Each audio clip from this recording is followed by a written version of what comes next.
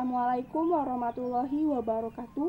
Pada kesempatan kali ini, kelompok 2 akan mencoba menjelaskan materi tentang klorofil yang beranggotakan yang pertama, Fevi Nofrita dengan BP 1610212038, yang kedua, Cindy Luciarta dengan BP 1910211023, yang ketiga, Guntur Rifana dengan BP 1910211026, yang keempat, Alifa Sufi Anissa dengan BP 1910211069, yang kelima, Farhan Fadur Rahman dengan BP 1910211074, yang keenam, Fajar Imam Nugraha dengan BP 1910212014, yang ketujuh, Dara Safitri dengan BP 1910213012. Pada kesempatan kali ini, materi pertama yaitu pengertian klorofil, letak klorofil, dan peranan klorofil akan dijelaskan oleh Alifa Sufi Anissa. Baiklah, saya akan mencoba menjelaskan tentang pengertian klorofil, letak klorofil, dan peranan klorofil. Pengertian klorofil adalah pigmen pemberi warna hijau pada tumbuhan, alga, dan bakteri fotosintesis. Klorofil terletak di kloroplas. Kloroplas adalah sel-sel khusus yang terletak pada kompartemen membran tilakoid. Peranan klorofil dalam proses fotosintesis yang pertama adalah klorofil berperan untuk menarik elektron dari cahaya matahari untuk proses fotosintesis. Yang kedua adalah klorofil bertindak sebagai pengabsorbansi energi dari sinar matahari dan sehingga ia berubah menjadi molekul energi yang tinggi. Nama saya Cindy Luciarta, BP 19211023. Seperti yang sudah dijelaskan oleh teman saya sebelumnya, kali ini saya akan membahas tentang sifat fisik dan kimia dari klorofil.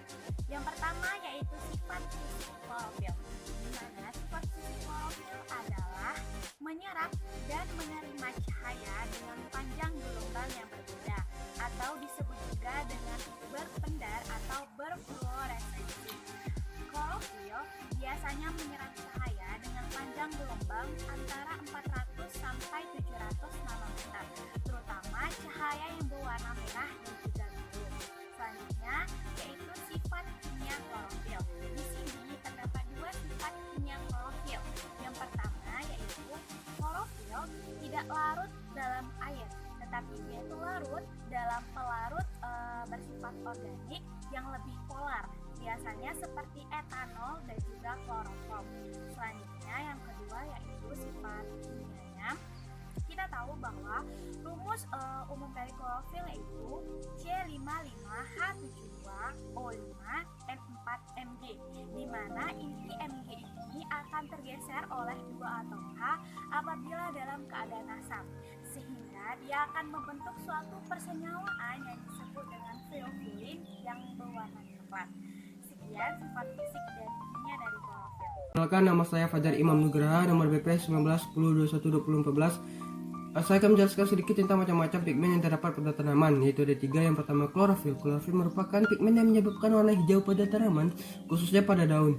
Fungsi dari klorofil yaitu menyerap energi cahaya matahari dalam proses fotosintesis, dan juga klorofil berfungsi sebagai pertumbuhan dalam tanaman dan respirasi di dalam tanaman. Yang kedua itu antosianin. Antosianin merupakan pigmen yang menyebabkan warna biru, violet, merah, dan orange pada bagian tanaman seperti buah, sayur, daun, umbi, dan akar. Dan apabila kita mengkonsumsi buah yang mengandung antosianin dapat meningkatkan kecerdasan pada otak.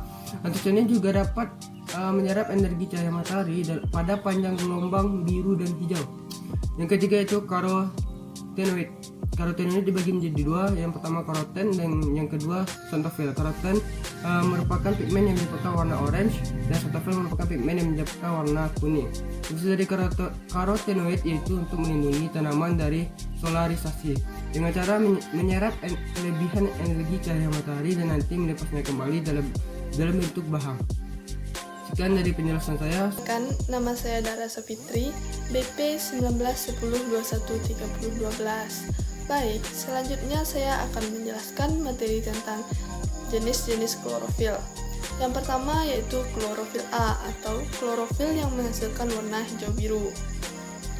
Klorofil A adalah suatu senyawa kompleks antara magnesium dengan porfilin yang mengandung cincin siklopentanol atau cincin V.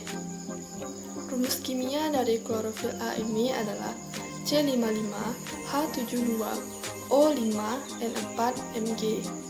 Selanjutnya yaitu klorofil B yang menghasilkan warna hijau kekuningan.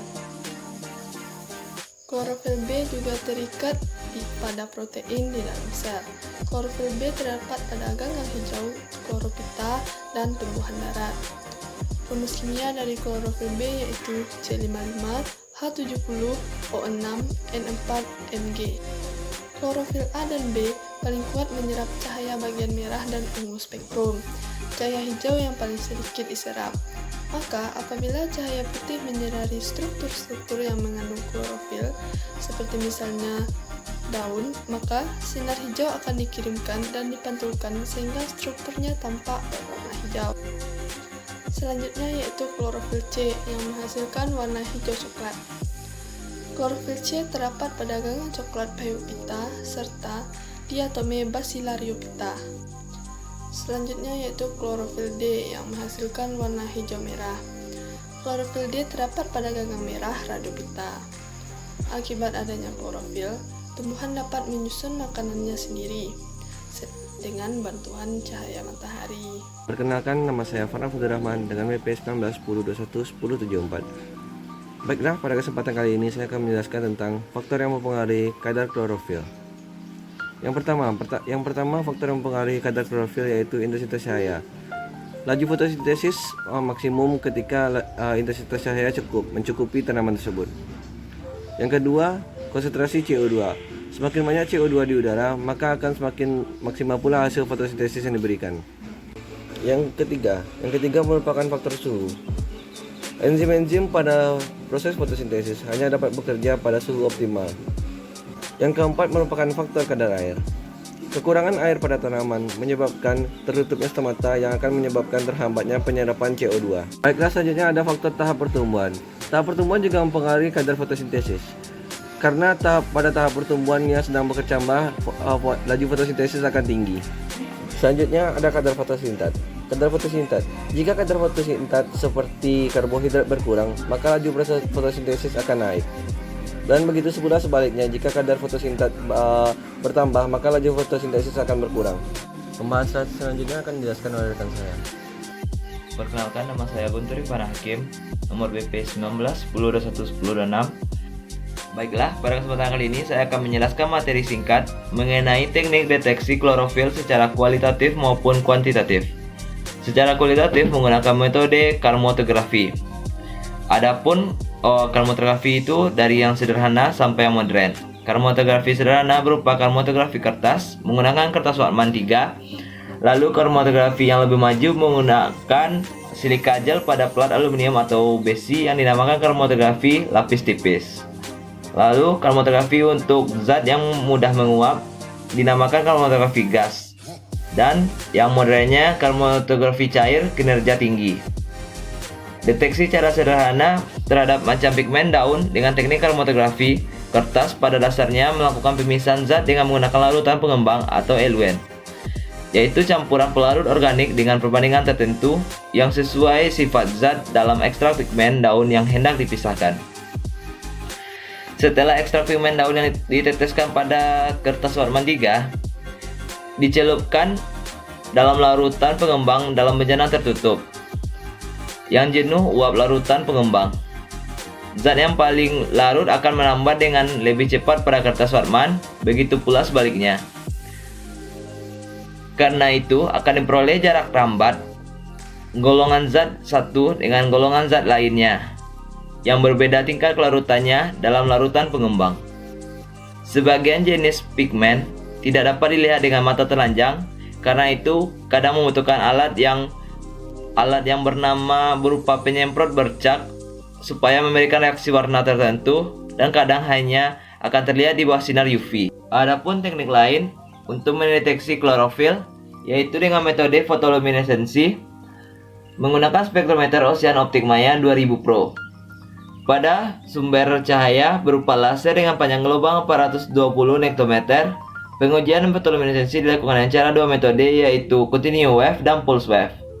Pada pengaturan pulse wave, untuk pengukuran time resolve photoluminescence atau TRPL dilakukan selama 100 nektometer second, serta ditambah alat untuk penghitung foton. Hasil penelitian berupa emisi klorofil dan absorbansi pada berbagai macam sayuran dan buah-buahan.